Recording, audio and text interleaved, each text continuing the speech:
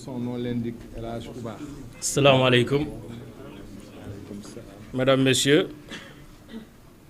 à la suite de mes confrères qui ont déjà suffisamment attiré l'attention sur les violations manifestes des droits de l'inculpé Farba Ngom, je voudrais juste vous partager avec vous cette réflexion d'un grand penseur qui disait « excès de justice est une injustice ». Moi, je m'empresse d'ajouter « excès d'injustice absolue est une injustice que nous devons combattre ». Ce qui se passe entre l'inculpation, je dois commencer d'ailleurs par la levée de l'immunité parlementaire du député Farba Ngom, jusqu'à son inculpation devant le juge d'instruction, et tout simplement, au regard des développements de mes excellents confrères, un simulacre, pour ne pas dire un faux semblant de justice. Parce que le plus grand criminel a quand même des droits. Le plus grand criminel, la loi, le code de procédure pénale, lui prévoit et aménage des droits de la défense. Au moins, la moindre des choses quand on est devant une justice, c'est de savoir pourquoi on est là, pourquoi on est arrêté, pourquoi on est poursuivi, pourquoi on est inculpé, pourquoi on décerne un mandat de dépôt.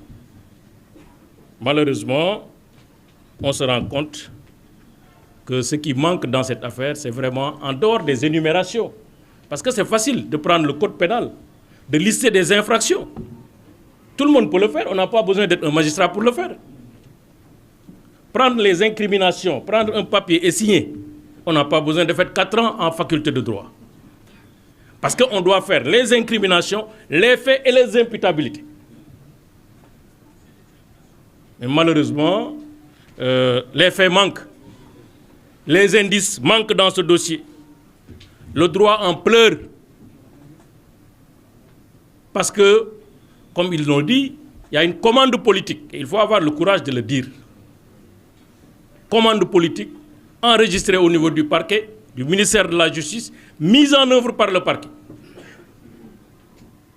C'est pourquoi moi j'ai le courage de vous dire ici et maintenant, si demain, en l'état du dossier, Farba Ngom et Tahirou Sarr comparaissent devant un tribunal libre, indépendant, impartial, ils sont relaxés purement et simplement. Il y a l'ombre d'aucun doute. 1. Ils sont poursuivis pour escroquerie, complicité d'escroquerie, détournement de deniers publics. Au moins, il faut au moins pour l'escroquerie 2 ou 3 éléments. Le faux, il est où dans ce dossier? Il est où le papier qui est caractérisé de faux, ayant permis de lever ses fonds? Il est où dans ce dossier? Il n'existe pas dans ce dossier. Il n'y a aucun papier qui a les vertus d'un faux dans ce dossier. Usage de faux. Parce que ça, on l'enseigne aussi en licence, je pense. Licence ou deuxième année de droit pénal spécial. Où est la manœuvre frauduleuse? Qu'est-ce qui a permis à Farba Ngom et Tahirou Sarr de concert d'avoir l'argent? Si l'un n'est ni comptable, l'autre n'est ni un ordinateur de dépenses, comment ils ont fait? Comment ils ont fait pour prendre l'argent? C'est par magie, par miracle, par, je ne sais pas. Moi, je ne reconnais pas ces dons mystiques pour avoir l'argent du trésor comme ça dans un compte viré. Quelqu'un qui fait du blanchiment d'argent, est-ce qu'il a besoin de faire des virements, des opérations traçables? On est où? Donc, rappelons-nous, à la suite de mes confrères, qu'ils sont poursuivis pour escroquerie sur deniers publics. Deniers publics, c'est l'argent de l'État. Le banquier de l'État, il s'appelle Trésor. Les règles, notamment le règlement sur la comptabilité publique, dit que pour sortir l'argent de l'État, il faut d'abord 2 administrations différentes, avec des statuts différents. L'une prend en charge la phase administrative, parce qu'il y a 2 phases dans la dépense publique, dans la chaîne de dépenses. prend en charge la phase administrative qui va de l'engagement de la dépense jusqu'à la liquidation et le paiement et l'ordonnancement. Ça fait 3 étapes. On engage parce qu'on constate une créance de l'État. On liquide parce qu'on considère que la créance qui est déjà constatée est devenue exigible. On doit payer. Après, on ordonne, c'est ça l'ordonnancement. Au comptable public de payer, c'est la 3e étape. Engagement, liquidation, ordonnancement. C'est un service qui est là-bas, quelque part. Soit c'est dans les ministères, soit c'est dans les services, soit c'est dans une agence publique, soit c'est dans l'agence judiciaire de l'État, etc., etc., etc., qui ont les qualités d'engager les dépenses. Après, à côté, il y a la phase comptable, qui est la 2e phase de l'opération de dépense. C'est un comptable public. On lui dit, pour payer sur la base des engagements, il faut vérifier que ce que vous payez est dû par l'État. Il faut avoir les preuves que ce que vous payez est dû par l'État du Sénégal. Il vérifie, il engage sa responsabilité personnelle et les deniers publics de l'État pour accorder la dépense, donc pour procéder au paiement, qui est l'acte libératoire de l'État. Ni Tahirou Sarr, ni Farba Ngom ne sont des ordonnateurs dans cette affaire. Ils ne connaissent aucun ordonnateur. Le débat n'a sorti aucun nom d'un ordonnateur. À ce jour, aucun ordonnateur, aucun comptable public, aucune complicité établie, aucune relation établie entre Farba Ngom, Tahirou Sarr et un ordonnateur. Khana Djinele, qui a engagé, qui a ordonnancé, qui a liquidé, qui a payé. Farba Ngom n'a pas de cachet de l'État du Sénégal, n'a pas de mandat public, encore moins Tahirou Sarr. Il n'est pas notre client, mais on le défend parce que simplement, injustice. Faut me la faire que dans le wane. Parce que dès que nous avons dans ce cas, comment on peut dire qu'il y a quand même escroquerie? S'il n'y a pas escroquerie, il n'y a pas d'infraction, il n'y a pas une activité criminelle sous-jacente, on ne peut pas dire qu'il y a blanchiment d'argent. On ne peut pas dire qu'il y a blanchiment d'argent. Sinon, on viole le droit de propriété.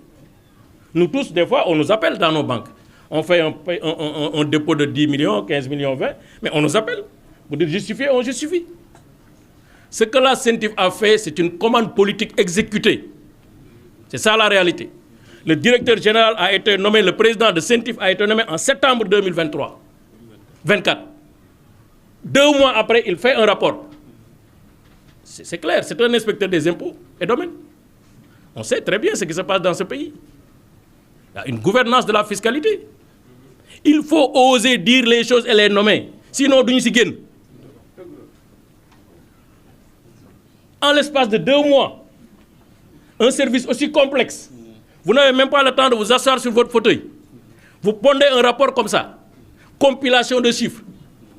On compile tous les mouvements qui ont été faits dans le dossier, dans le compte de Tahirou Sarr, de 2013, 2014 à 2024. Pour un homme d'affaires, ça va faire 91 milliards.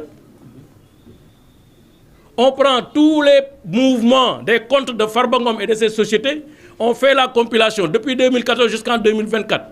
Ça fait 31 milliards. Mais après, dans notre système juridique, on ne peut pas me dire, oui, je ne suis pas mandataire, je ne bénéficie pas d'un mandat public, je ne suis pas ordonnance. Vous me dites, justifiez votre patrimoine. En réalité, ce qui se passe, c'est une procédure inquisitoire sur les patrimoines des uns et des autres. C'est ça la réalité. L'argent qui sort des comptes de l'État du Sénégal, on n'a pas besoin de le blanchir. Parce qu'il est déjà blanc. C'est une vérité de la police. Ça sort des comptes, du trésor. Où est le blanchiment? Ils sont suffisamment naïfs et cons pour faire de cet argent des virements traçables, des chèques qui sont palpables, qui entrent dans des comptes qui sortent. Je l'assume. Farba Ngom, c'est notre camarade de parti. Je ne le défends pas parce que c'est notre camarade de parti. Il y a 1000 manières de défendre quelqu'un. Yonent bi sallallahu alayhi wa sallam dafa ne bu sa mbokk tooñee da nga koy ñaanal njëkk. Farba bu tooñoon dañuy ñaan njëkk ñun ñaanuñu njëkk. Demande wuñu médiation pénale demande wuñu dara justice ak application de texte la ñuy demandé. On vous remercie de votre attention. Merci beaucoup. Merci.